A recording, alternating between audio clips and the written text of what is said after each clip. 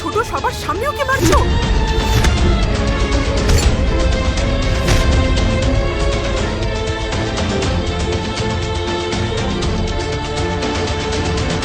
তুমি আগে তোমার ছেলেকে সামলাও, তাকে এখানকার রীতিনীতি শেখাও।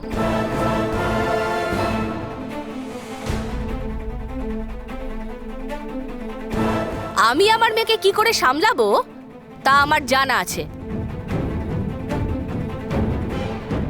আমার আর কাউকে শেখানোর দরকার নেই।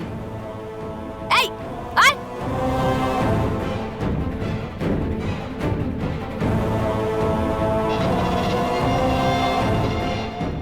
মা, আমি মিথ্যে বলিনি। তুমি তো জানো আমি মিথ্যে বলিনি। এরা সবাই আমাকে ভুল বুঝছে মা। তুই এখানে কিসের জন্য এসেছিস? কি দরকার ছিল তোর এখানে আসা? কিন্তু মা, মানে তোমরা কত পুরনো যুগে বাস করছো। কি বলছো তোমরা? আজকালকার লোকেদের এমন ধারণা দেখে আমার আশ্চর্য হচ্ছে মা। যুগ এখন কত এগিয়ে গেছে, আর এরা সেই পুরনো ধারণা নিয়েই বসে আছে। এই মানুষদের ধারণা তুই বদলাবি? তুই এখানে কেন এসেছিস তুই জানিস? তুই এখানে এসেছিস গ্রামের লোকেদের সঙ্গে মিশে কাজ করতে। সেই হিসেবে তোকে ওদের সাথে মিশতে হবে। তুই আজকে যা করলি, গ্রামের লোকেদের তোর প্রতি কি ধারণা হবে তুই বুঝতে পারছিস?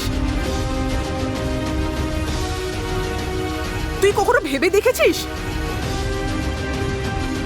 দিদি, নাগেশের ওপর কেন রাগ দেখাচ্ছ? ওর কি দোষ এখানে? যদি একটা মেয়ে এসে ওর ঘরে ঢোকে ওরম ভাবে, ওই বা কি করবে? কি বলেন? আরে ওই রুদ্রিকে আমরা কত ভালোবাসতাম, কিন্তু তার ভেতরে ভেতরে এত কথা।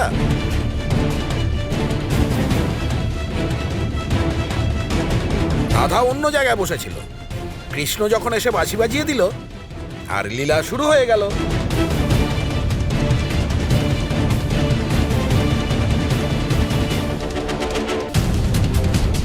এসব আমাদের গ্রামে চলবে না। আমাদের গ্রামেও তো অনেক ছেলে মেয়ে আছে না? ছি ছি ছি, আমরা এতদিন ধরে এই গ্রামে রয়েছি, কিন্তু এই কথা আগে কখনো শুনিনি। সামন্তরায় পরিবারের লোক তো বড় লোক, তার ছেলের তো কিছু হবে না।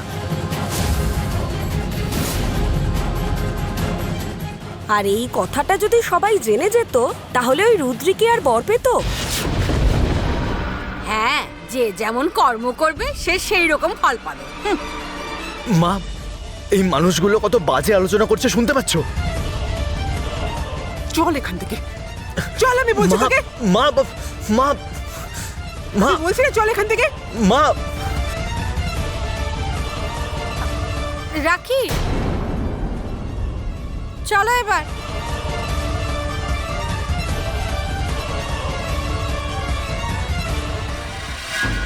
জয় হো ভোলেনাথ, জয় হো ভোলেনাথ। হরি ওম শিব শম।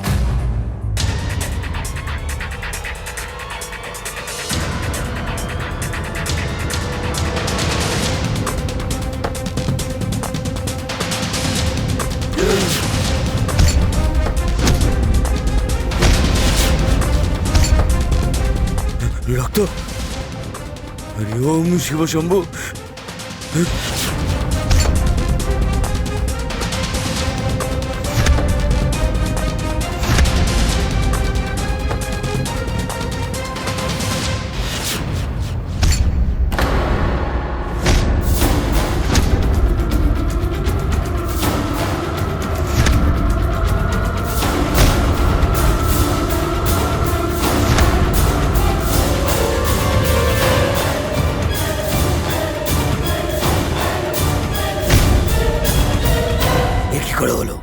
এ কি করে সম্ভব হলো? হরি ওম শিব শম্ভু। এটা আবার কোন শক্তি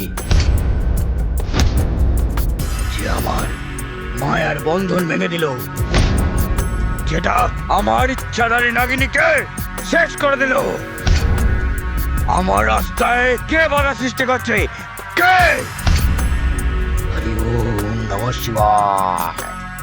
হরি ওম নমঃ শিবায়, হরি ওম শিব শম্ভু, হরি ওম শিব শম্ভু, হরি ওম শিব শম্ভু।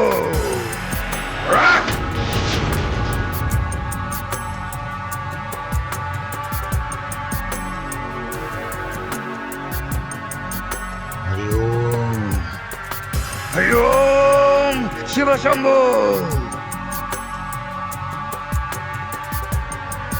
এবার ধরা পড়বে, নিশ্চয় ধরা পড়বে। তোকে কে মেরেছে সে কে, কারণ আজ পর্যন্ত আমার হাত থেকে কেউ বাঁচতে পারেনি। জানবো জানবো আমি সে কে। হরি ওম শিব শম্ভু, হরি ওম শিব শম্ভু, হরি ওম শিব শম্ভু।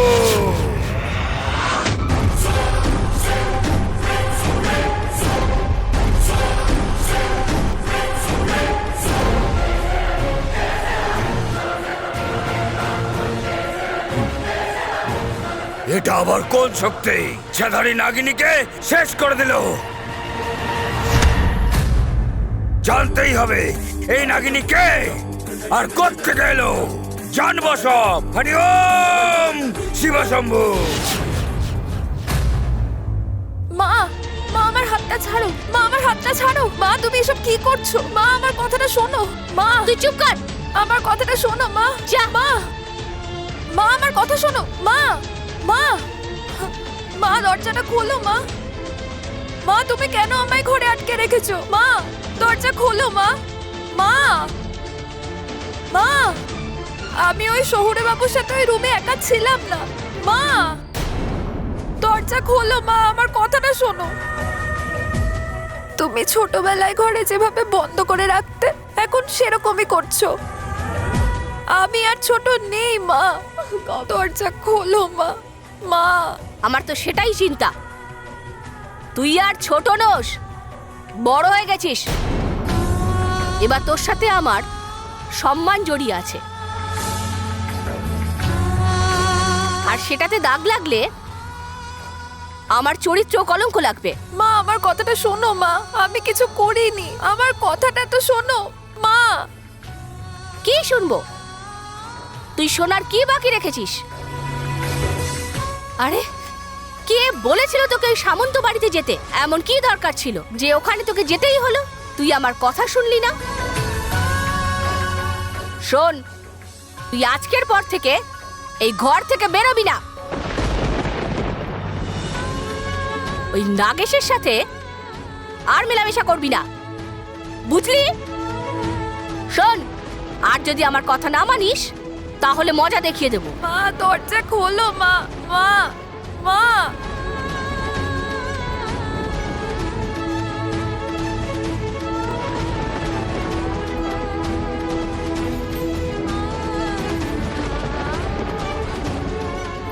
মা আমাকে দরজা বন্ধ করে দিল। আমি এমন কি ভুল করেছি?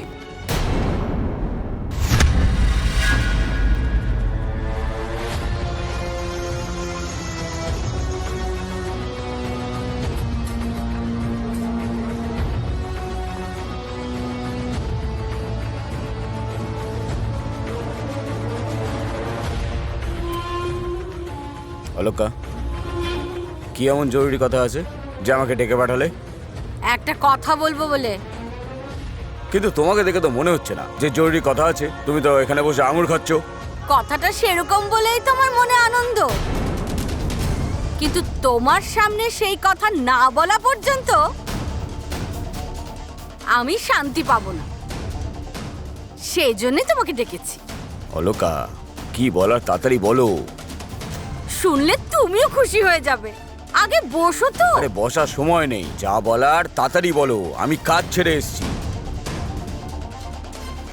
তোমার তো সব সময় শুধু কাজ কাজ আর কাজ। নিজের স্ত্রীকে কখনো সময় দিয়েছো? দেখো অলকা, এত গৌরচন্দ্রিকা করার মতন আমার সময় নেই আর ধৈর্যও নেই। আচ্ছা শোনো, আজকে পঞ্চায়েতে কি হয়েছে শুনেছো? হ্যাঁ। অদ্ভুত কথা বলছো। আরে আমি কি করে জানবো? তুমি তো গেছিলে সেখানে। আমি সেখানে গিয়েছিলাম, আর সেখানে যা হয়েছে সেই কথা শুনলে তোমার মন আরো খুশি হয়ে যাবে। আজকে সারা গায়ের লোকের সামনে তোমার প্রিয় দিদি গার্গী ম্যাডামের সম্মান টুকরো টুকরো হয়ে মাটিতে গড়াগড়ি খাচ্ছি। আর ওই পঞ্চায়েত প্রধান সুলক না, তাকে এমন ভাবে বললো না, উফ, তার মান সম্মান সব গেছে। আমি ভীষণ খুশি। অলকা, তোমার সাহস কি করে হলো আমার দিদির বিষয়ে বলার? আমার লজ্জা লাগছে তোমাকে নিজের স্ত্রী বলতে। জানো, ওই দিদির দয়ায় আমরা এখানে পড়ে আছি, আর মায়ের মতন আমাদের পালন করছে। মায়ের সমান দিদিকে তুমি এরম বলছো?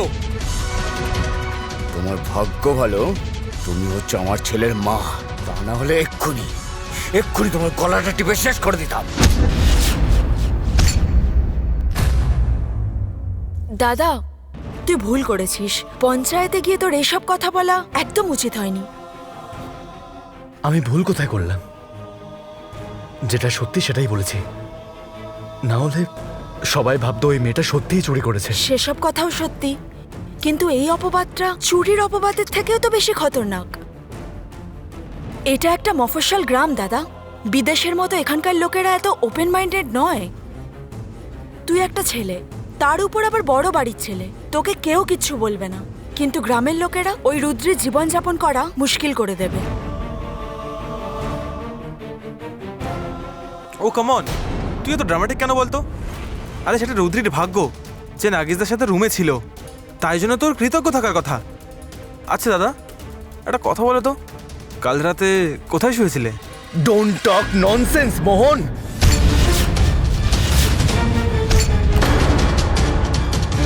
ওই মেয়েটা খুব সরল, ওর মনটা খুব পরিষ্কার। তার বিষয়ে কোনো রকমের বাজে কথা বলার তোর কোনো অধিকার নেই। আরে দাদা, রিল্যাক্স রিল্যাক্স দাদা, তুই একটা গ্রামের মেয়ের জন্য তোর ভাইয়ের গলা ধরছিস।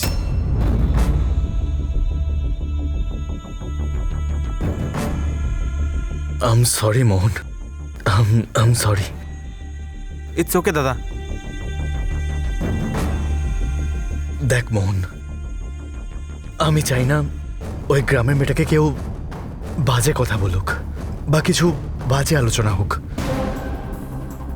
যেটাই হচ্ছে ওর সাথে খুব খারাপ হচ্ছে, আর তাকে কিভাবে ঠিক করতে হবে আমি খুব ভালোভাবে জানি।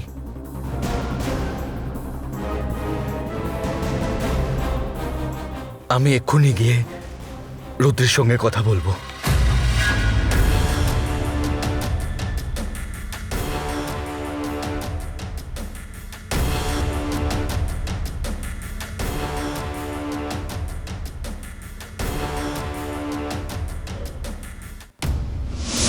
ও কিচ্ছু করেনি, কাল রাতে ও আমার সাথে আমার রুমে ছিল। যাই হোক না কেন, আমি রুদ্রি আর নাগেশকে কোনো দিনও এক হতে দেব না। আর সেই গার্গীর পরিবারের ওপরে আমি যেমন করেই হোক প্রতিশোধ দেব।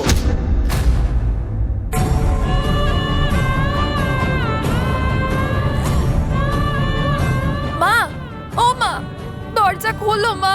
মা, আমার কথাটা তো শোনো, আমি কিচ্ছু করিনি। মা, মা দরজাটা খোলো মা। মা দরজা খোলো।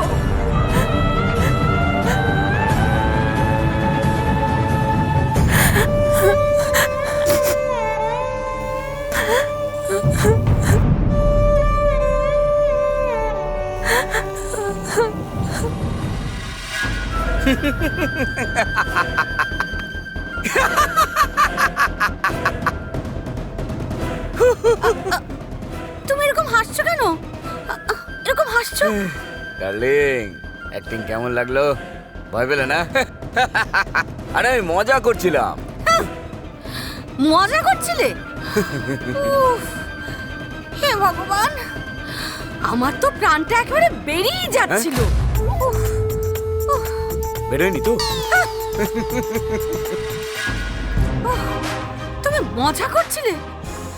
উফ, আমি তো সত্যি ভেবে নিয়েছিলাম। হ্যাঁ, বুঝলে অলকা, আমার অ্যাক্টিং দেখে তুমি যা চমকে গেলে না, আচ্ছা লোকা, আমি হচ্ছি এই নাগেশের মামা।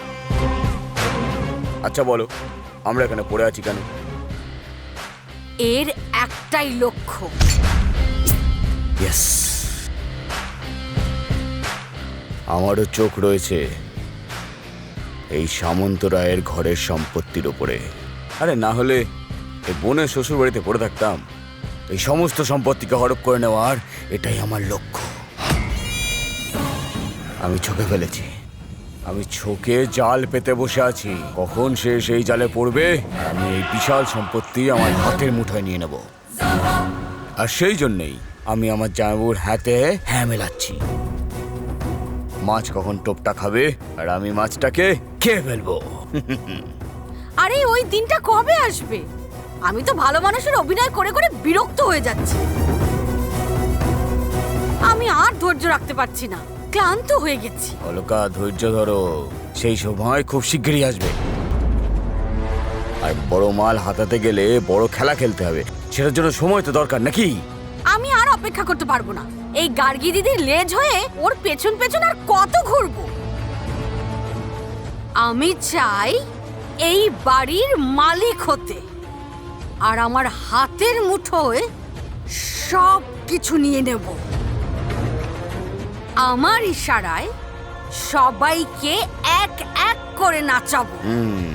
সেই সময় খুব তাড়াতাড়ি আসবে ডার্লিং, যে আমাদের হাতে এমন একটা জিনিস পড়েছে যে গোটা আমাদের ভাগ্য বদলে দেবে।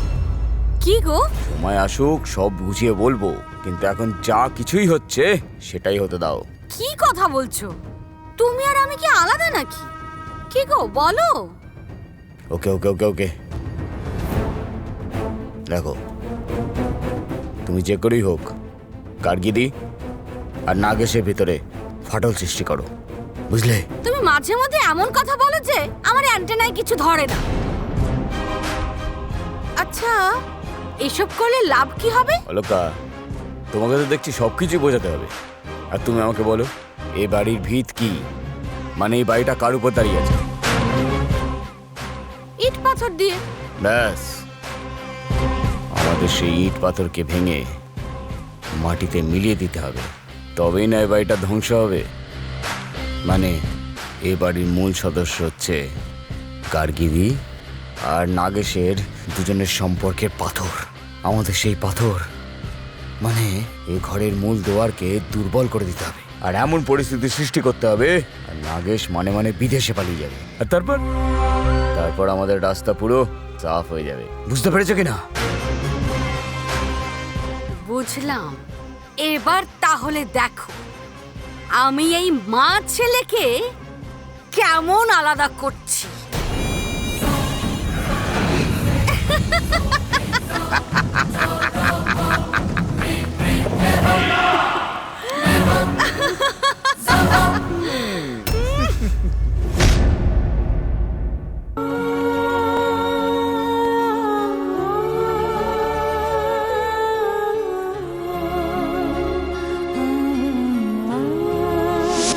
ও কিচ্ছু করেনি। কাল রাতে ও আমার সাথে আমার রুমে ছিল।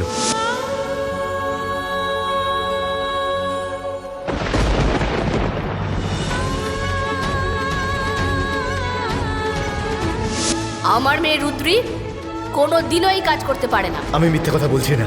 কাল রাতে ও আমার সঙ্গে আমার রুমে ছিল।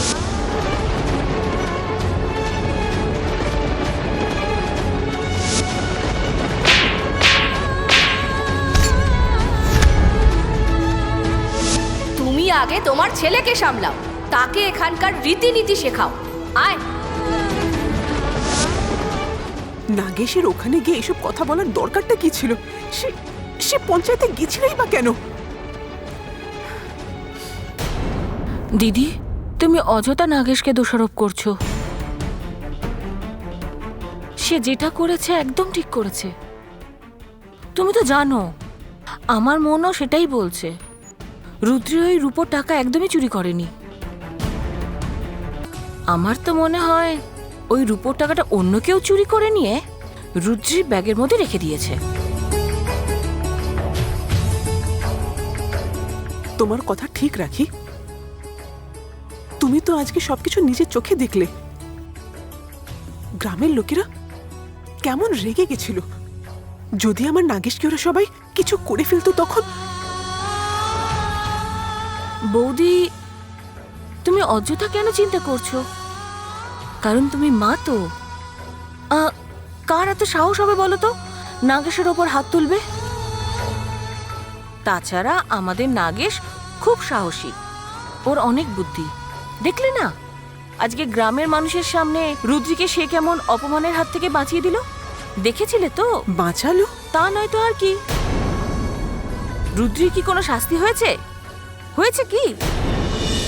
দেখলে তো, কথাটা কিন্তু অন্যদিকে ঘুরে গেল। রাখি, সবাই সবসময় তোমাকে বোকা বলে মনে করে, কিন্তু তুমি তুমি আজকে একজন বুদ্ধিমানের মতন কথা বললে। বৌদি, আমি তো সবসময় এরকমই বলি।